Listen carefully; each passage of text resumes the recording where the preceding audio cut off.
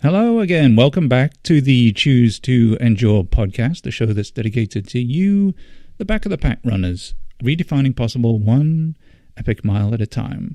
This episode is a little different. This episode, we're going to look ahead at one of the most noteworthy annual races in these parts, the Snowdrop 55-hour Ultra. We do have an expert guest with us, as ever, but I want to first give you a little context because I think that's very important. So what is the Snowdrop Ultra? Well, it's an event that's held here every year on December 30th, and it's essentially a fundraiser for research and awareness into pediatric cancer, in addition to helping ensure children affected by cancer have the opportunity to pursue their college dreams, regardless of financial challenges that they might encounter late in life, which I think is an absolutely fantastic cause. Why the 55 hours, which seems a little odd at first glance? Well, according to the website, 55 hours is symbolic. In 2006, it took that long combined for two surgeons to operate on then 15-year-old Chelsea Campbell, who inspired the Snowdrop Foundation in order to save her life in what is still a record-setting surgery at Texas Children's Cancer Center. So essentially, you've got two surgeons, 27 hours each, straight through, plus Chelsea, making the 55 hours. It's run around a certified loop. It's a 0.69-mile loop at Buffalo Run Park in Missouri City, Texas, which is on the southwest side of Houston, and features runners from all over the nation. Participants can choose to either run solo or as part of a team for as many miles as they can cover on behalf of these kids in the 55 hours, all while raising money to benefit the Snowdrop Foundation, which, again, is just incredible. Discover raw, inspiring stories from runners who've been right where you are. This is the Choose to Endure Ultra Running Podcast with your host. He's English, not Australian. Richard Gleave. So joining us then on this episode, we're very lucky to have a veritable Snowdrop expert with us, Miss Lisa Decker. So this will be Lisa's 7th year participating, 9th year total being involved. So I'm certain she's got a few good stories to tell. Lisa is a veteran of many, many ultra races, including 50Ks, 50 milers, and 100-plus hour events, as well as being an active member of the local Houston area trail runner scene. But this particular event holds a special place in her and many other runners' hearts and calendars each year. So Lisa, thanks for coming on the show to talk about this one. It's a pretty heavy topic, but I think such a fantastic movement to be a part of, right? Yeah, it definitely is. Just raising money for cancer and seeing or getting to know these kids and these families that benefit from this charity and this fundraiser is definitely heartwarming. Yeah. So to get us started, Lisa, can you share with us what inspired you to start ultra running? And then specifically, how did you come to learn about and participate in your first Snowdrop 55 hour? Well, 2015 was the first year I went to Snowdrop. And that was also the same year I got into ultra running or trail running. I got volunteered to be on a relay for Habanero 100 the very first year that they put it on with some other ladies. And wow. Yeah, my first my first trail race was Habanero 100, the hottest, craziest race in Texas. And what a place to start. Right. And I got to know a lot of other people, mostly Rob Goyen, the race director of Trot at the time. And a few months later, he put out looking for pacers. They used to allow pacers for Snowdrop when it was at a different location. And I was like, I don't know what pacing is about, but it seems like a fun time. I've known people who have done this event in the past. So when I went and paced him and saw other people there that I knew that I had become friends with, it was like a big party almost, because it is over New Year's. And then I got to learn more about the cause. I didn't really know much about the cause. I just knew all these people were out here for 2+ days going around in circles trying to get a belt buckle. Didn't know much about it. But when I experienced it, I was like, wow, this is amazing. And then the next year I went out and I volunteered and I crewed a friend and I paced, but I didn't get to start pacing until about 24 hours in because of my volunteer duties and crewing duties and all of that. So I paced about 50 miles that year. Goodness. And then I was like, wow, I paced 50 miles at this, not even trying. So let's try to do it next year and do the solo and raise money and go out there and go around in circles for 2.5 days and try to get my first belt buckle and raise money for pediatric cancer and as well. Man, I think that's incredible. And we'll get into the race itself in a minute. Is it, well, I don't know. Is it really a race? Is it more of an event? I'm not sure. It's an event. Yeah. I call it a family reunion, honestly.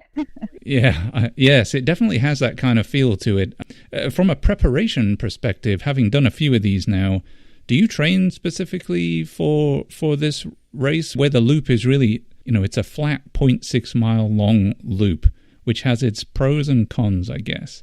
Yes. Do you actually train for this, or do you just kind of show up and with whatever preparation you've got and jump in? A little bit of both, I guess. I don't train short loops. I do have different friends that do this event every year, and we try to get together. It's so hard in Houston because we're all an hour plus away from each other, but we try to get together and do like a Saturday. Like we'll start at 6 a.m. and go like all day long, and usually hit up restaurants or coffee shops on the way and just make it a whole day, and just time on feet, time spent moving, time spent eating to see what our stomachs might handle or not handle during the event as well. Yeah, that's pretty much how I train for this event, is just time on feet and get out for several hours, a couple days a week when I can. Absolutely. So describe the setup of the race for us. What do I see when we get there, and then throughout the event, if we choose to run or a solo or as part of a team, or if we come down and volunteer? And then on top of that, what are some of the things that you feel make Snowdrop really unique compared to other races that you've run? Because there are some timed races, some looped races out there, but I really think Snowdrop is unique. What is it about Snowdrop? Well, like I said, it is like a family reunion. You just build a bond with everybody that you meet there because we're all there for the same reason. And when we get there, we set up, we call it Tent City, where we all have our home bases for the whole race. And it just, every loop you're coming through, and there's just the energy that you experience when you come through that tent city, where there people are listening to music, they're maybe taking shots of Fireball, or maybe they're, praying for a child that we're running for. We're all just this huge community and this huge, like I said, energy, family reunion. I don't know what it is. It's magical. Like when you get there. Yeah, and you mentioned the child that you're running for. Maybe you can talk a little bit about that and what goes on behind the scenes there. Does everybody have a child they're running for, or how does that work? A lot of people have some kind of connection to cancer. When I first started, I didn't have any connection to cancer. Snowdrop has they call it a honor child program, where you can get matched with a child that is going through treatment, going through cancer. And I always said, no, I don't want that, because I'm a very emotional, sensitive person. And I was like, I don't know if I can handle that. And then 2 years ago, I found out of a little boy, Hudson, who was diagnosed with brain cancer. Sorry. And about 5 weeks ago, he passed away. So for 2 years. I've been running for him in his honor, and now I'll be running in his memory. Take your time. I mean, that's pretty powerful, and very sad to hear, obviously, that he's passed away. But Sorry. I think it's brilliant that yourself and others like you are out there running in his honor, and all those other kids that are still going through it. Yeah, and part of what makes the course unique too is we get to order signs of pictures of the kids we're running in memory and in honor of, and they place them around the course. So as you're going around and around and around for 145 loops, which equals 100 miles, you see these faces the whole time.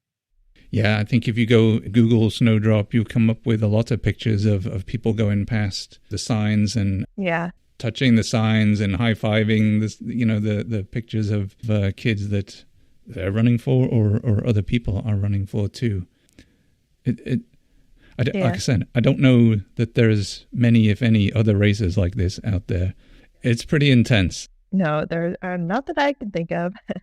So how has this race changed, do you think, since you first started doing it? Has it always been this big? Did it start with a bang? How has it changed since you first started running? I don't think it's changed that. The event actually seems to grow every year. I think there's more interest of either seeing what we're doing, what money is being raised for the research and for scholarships. And you see the kids that they have a banquet every year too, and you get to see the kids that earn scholarships that are survivors or still patients going off to college. Yeah, it just grows every year, I feel like, and it's amazing to go. I wish I could do it, more than once a year. So when you're out there racing, because I say racing, but partaking in the event, let's call it that. As far as logistics go, you mentioned the tent city. So the idea is you come and pitch up, and there's a whole bunch of people there, and everybody's going around. You get to kind of stop as and when you like. I think there's a whole bunch of sponsors that come down that maybe cook food, and it does have that sort of, I'm not going to say party, but that kind of atmosphere around it. Oh yeah. Does that help you or hinder you mentally and physically as you're trying to go around a 0.69 mile loop? I mean, you're only that far away from the aid station at any given time, so that does hurt sometimes, because every 0.69 miles you're back at your tent with your chair and sometimes in a heater, and the food tent, they feed us like full meals. They have like Rudy's will come in, or Chewy's will come do fajitas, where I just want to sit and eat. Michelob Ultra will be there. You want a beer, like people, you could bring drinks, and sometimes I just want to sit and hang out. But if I'm sitting and hanging out, I'm not getting miles. So, it kind of, yeah. True enough. And miles and donations, I think, is what this race is set up to really push, right? So I think it looks and feels like it's a race that's truly set up to give you, the participant, everything you need to reach whatever target it is for a donation. If I'm trying to get to 100 miles or 150 miles or 50 miles or whatever it is, it feels like they're doing everything they can from a support perspective, definitely, to put you in a position where you can reach that goal, so that you can fundraise as many dollars as you can for the brilliant cause. So yeah, and I was thinking as you were talking there, like, man, Rudy's showing up, and which is barbecue, if you're not familiar with those. Yeah, just showing up and cooking. I don't know of any other ultra race that has all these vendors come in and cooks out, and yeah, I think that's pretty cool for sure. So do you have to prepare yourself for this mentally with access to the aid stations? When you come in, do you hang out?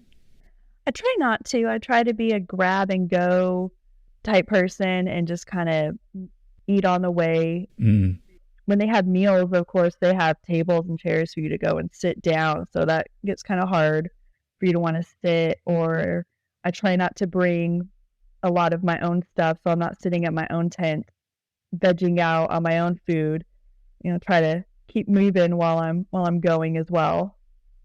And you've been doing this for, so you said 7 years, I think, and the first couple of years volunteering and pacing. You must have some memorable moments or interactions through all of those events that had some impact on you, whether those are other participants or kids or yourself. Can you share any of those? What have been some moments that you can think back on? Yeah, the first year that I volunteered and crewed my friend Andy, getting to see her finish her first 100. That same year, my friend Jessie, who now lives in Colorado, finished her first 100, and I got to hold. Every time you cross any person who crosses the finish line for the 100, you cross the like a finisher's tape because we're finishing our race. So getting to hold the tape and watch them cross the finish line was always magical. Of course, my first one. So another thing that's unique about this race is, well, when you're going through cancer treatment, when you are done with treatment, when you're at the hospital, you ring a bell to signify the end of your treatment. Well, during this race, when you hit your 144th loop, so 145 is your 100-mile loop, when you come around, you ring the bell to let everybody know you're on your final loop, you're about to finish your journey. Right. So getting to ring the bell, and they give you like this baton that lights up that you carry with you, so everybody knows you're about to finish. And so that's really unique about the race. So I love going out with people on their 100-mile loop with them and getting to celebrate the whole entire 0.69 miles. We're just celebrating the whole time. Yeah, that sounds brilliant. And what is the furthest you've got? Did you hit the 100 miles? Have you gone further? I have. I've hit 100 miles 4 times. The last 2 years I fell short, but it was crazy hot for the end of the year, and I just didn't feel well. Oh, yeah. The past 2 years, I've also raised the most amount of money. So, got to put it into perspective. I didn't hit 100 miles, that's fine, but I raised the most money that I've ever raised, so I'm okay with that. Yeah, so let's talk about that for a moment. How do teams or individuals set about raising money? Do they give you your own site and assistance with, I don't know, social posts, or how does the fundraising occur? Yeah, well, when we register, we get our fundraising page set up for us. I find it easier to promote through Facebook fundraising. Okay, great. Snowdrop is a charity on Facebook as well, instead of using the link to my fundraising page. So I can raise money through Facebook, and once that fundraiser ends, I let them know, hey, I raised this much on Facebook, and they will put it onto my account. So I've just reposted again today. Usually I do it on Fridays, repost my fundraiser, and I've gotten probably about $300 today alone on Facebook. Oh, wow. And do they give you the materials to put out there, or is this just you going out and saying, hey, I'm doing Snowdrop, come support? Yeah, I kind of write my own thing saying, hey, this is, like in pretty much 2 weeks I'll be there, and still raising money. Still, I know it's close to the holidays. Time is tough, but even $5, if you want to put a quarter per loop, you can even pledge per loop that you do, something like that. If anybody wants to donate that way, say, hey, I'm minimum 145 loops is my goal. I might do more, I might do less. So if you want to pledge, per loop, you can do that as well. And do we have to support an individual such as yourself, or can anyone out there go just straight up donate to the foundation? Yep, you can just donate to the foundation, or you can search for an individual or a relay team. There's a lot of relays this year as well. I'm participating actually on both a relay and solo, because I signed up for a relay first that I was very excited for, and then I kind of got FOMO and signed up for solo as well. All right, so explain to me how the relay team thing works. So you can have up to, I think, 10 people on your relay, and just like normal relays, you don't have to have a set time. Well, we're going to try to have a set time where you just go out, be like maybe from 7 a.m. till 9 a.m. This person will go out and run, and you just do as many laps as you can, and then pass it off to the next person on your team for their leg, and it just do as many loops as they can or want. Okay. During their time, so I'm excited for that. Yeah, so the team itself sets the limits around, okay, you're going to go and run for the next 2 hours or 6 hours or whatever. There are no rules around each team member has to run an hour at a time. Oh yeah, and I'm like, I'll take all the overnights. That's my favorite time to be out there anyways, is in the middle of the night. So when nobody else wants to, I'll do that. It's fine. So what insights might you have then for somebody who's considering ultra running for charitable causes like this? Do you find them easy enough to get into? Well, Snowdrop has in years past sold out in less than an hour, or sometimes it doesn't sell out. It just depends on the year. I do find fundraising can be hard if you set a goal for yourself and try to get to it. It is hard to get people to donate, I feel like sometimes. But then some people, they have businesses that'll match donations. So there are definitely tools you can use to get more donations. Sometimes it's hard to ask to put yourself out there, or maybe you feel like you're asking the same people year after year. But I find that people in my life that support me and support my charities will donate year after year. So I'll keep hitting them up. Yeah, absolutely. And it's such a great cause too. I mean, who doesn't want to help kids get through cancer? I mean, cancer is terrible anywhere, any way, shape or form, but particularly pediatric cancer, I think. Oh yeah. Like those kids haven't even had a chance to live yet. Yeah. I mean, that just seems really rough. It's sad, but it's infuriating at the same time. But we're out here trying to do something about it, which is awesome. And I love that from the Snowdrop side of things. Races like this feel great to do for personal growth, but are definitely better to be able to do them and help others at the same time. From your perspective, how do you think ultra running and really your involvement in these kind of charitable events has influenced other aspects of your life?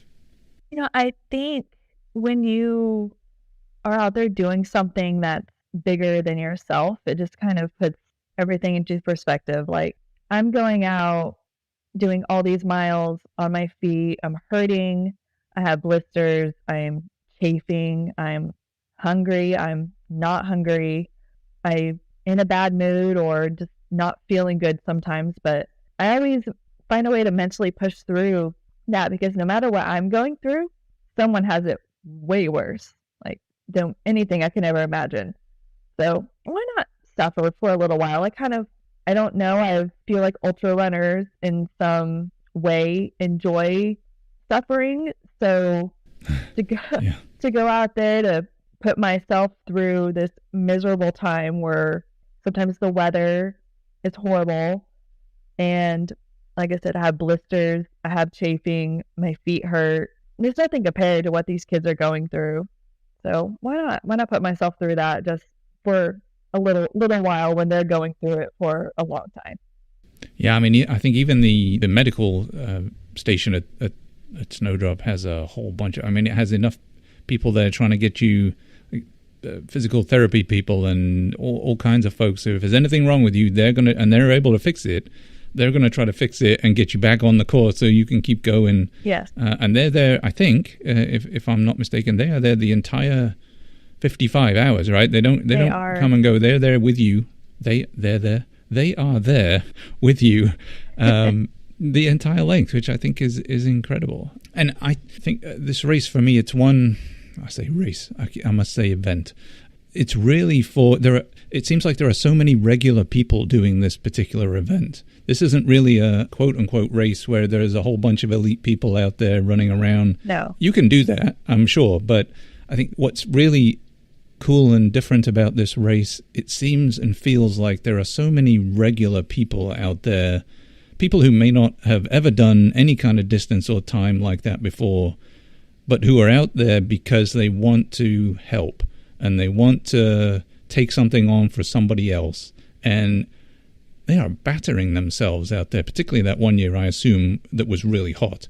I mean, they're out there for as long as it takes to get to 50 miles in 55 hours, or whatever goal they're setting. These are normal people absolutely battering themselves out there, and much more so than an actual race you might sign up for on Ultra Sign Up or somewhere else. This event feels like it's a true regular people getting out there and giving it a go on behalf of kids who are, as you say, just suffering and having a really hard time of it. And so from that aspect alone, I think this Ultra is incredibly different and something I think that's why. I mean, it's got bigger and bigger every year, and this is why it just tugs at your heartstrings, really, thinking of those kids and seeing their faces as you go around and look at those boards. And yeah. So for yourself, Lisa, is this the charitable event you focus on? Do you have any other charitable events that you run or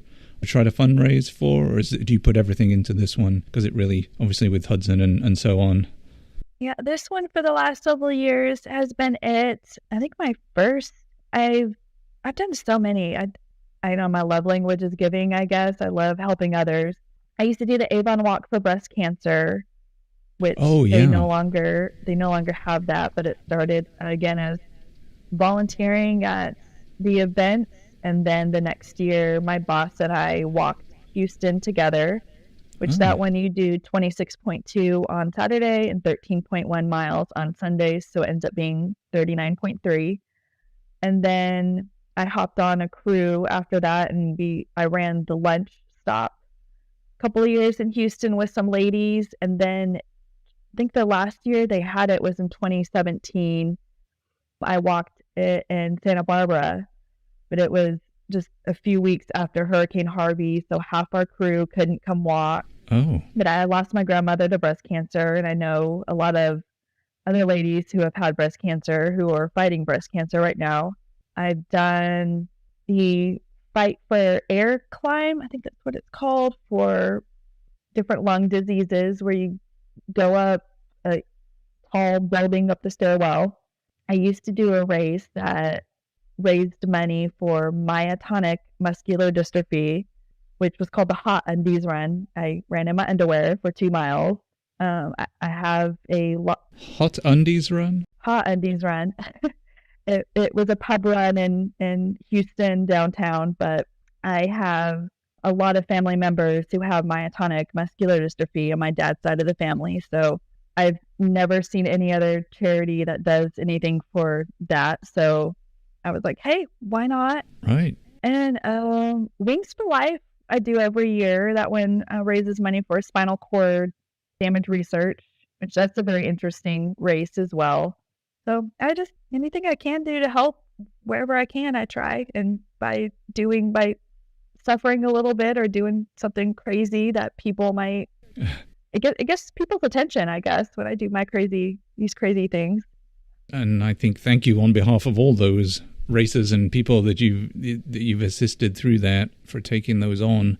As you talk through those, I wonder if, having done all of that, plus the ultras that you've done, just the standard, I say standard, but the regular ultra races that you've worked on, have you had any lessons that you've learned about yourself through getting to know either the kids you've been running for at Snowdrop or any of the other charities that you've been out there raising money for? Well, definitely, like I said, that I love helping others, but I've also learned myself that I am way stronger than I ever thought I could be by being able to complete these things. I never in a million years would have imagined. I didn't even know that there were distances further than a marathon maybe a decade ago, less than a decade ago. I had no clue. Mm-hmm. And then to be able to do 100 miles, like I think I've done about 8 now. And yeah, just not knowing what your body and mind can do has been very eye-opening. Never would have imagined I could do a lot of these things, and here I am. Yeah, and I think you mentioned it earlier too, but just seeing and understanding what those kids are going through, you're like, oh man, a 50K or a 50-mile run, yeah, it's uncomfortable, but it's not what these kids are going through. And if they can hold their head up, they're in that every day. I mean, they're working their way out of that. I can for a 50 miler or even a 100 miler or beyond, there's an end, and it's a few days at most. But yeah, just that sort of that resilience and determination that you're building, I think is incredible, and really kind of puts things in perspective, I think.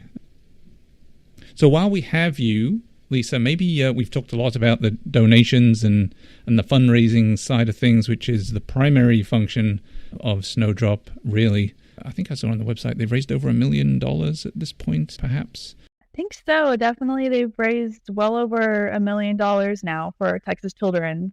And I mean, I don't know how much they've given out in scholarships too, which is incredible because cancer is definitely not cheap. And so by the time these kids get to college, they need all the help they can get. And a lot of them have gone back into the healthcare field to give back and become nurses or doctors that they grew up, that helped them grow up. So it's really cool to see that. I mean, that's really, really terrific to hear. And I know people who know Snowdrop, or if you hear Snowdrop, you think, oh yeah, we're raising funds for research in pediatric cancer. But I wasn't fully aware that they also do this really awesome funding for folks to go to college. Yeah. So everyone has an opportunity to go to college because of the cost of the treatment and so on, and it drains families of money that might otherwise have gone. So I don't know that everyone's aware of that, and I thought that was really cool when I reminded myself of that, in addition to the regular fundraising. I think that's a brilliant thing to do.